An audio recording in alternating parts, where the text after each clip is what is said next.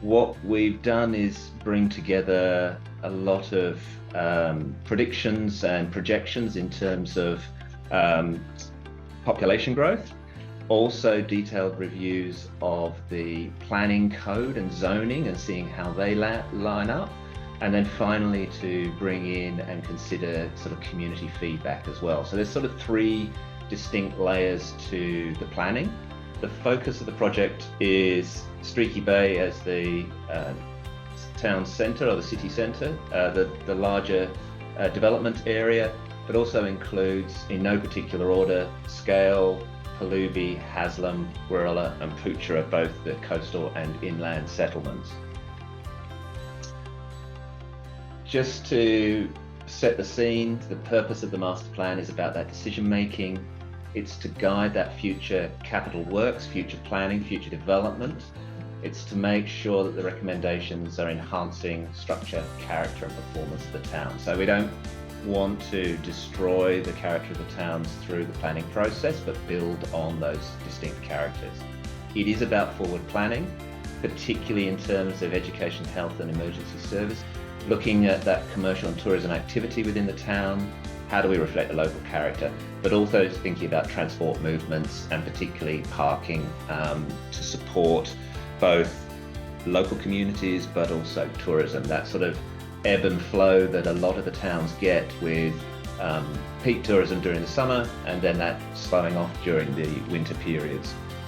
The consultation and analysis, we've undertaken a detailed analysis. We have had two very detailed consultation sessions with the community, receiving feedback, one-on-one group sessions.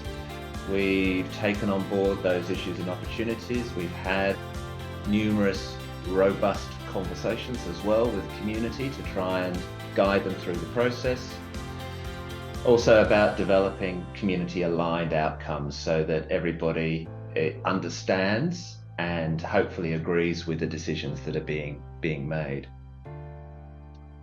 In terms of assumptions, the duration of the master plan is a long-term vision. So that's that 40-year period. We've looked at a 5-year growth rate, which is aligned to the census data. So it's 3% growth over 5-year periods. So it's not 3 on 3 on 3, but it's actually a more progressive 3% growth, which allows a sort of reflection on growth against each of the census periods. It needs to be a dynamic document where there is anticipation of growth and forward planning to enable growth, because by the sort of reverse approach, by not planning for growth, you'll actually restrict growth, and then therefore you get the issue with lack of residencies or trouble in being able to rent properties as well. So that pressure builds on the communities. Highest and best use, so we're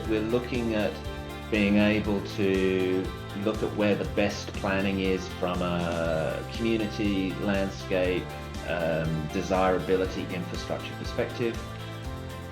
Sea level rise, there are some areas that are a threat and we need to work through that and see how that impacts, and then just as an overall consideration of that climate change.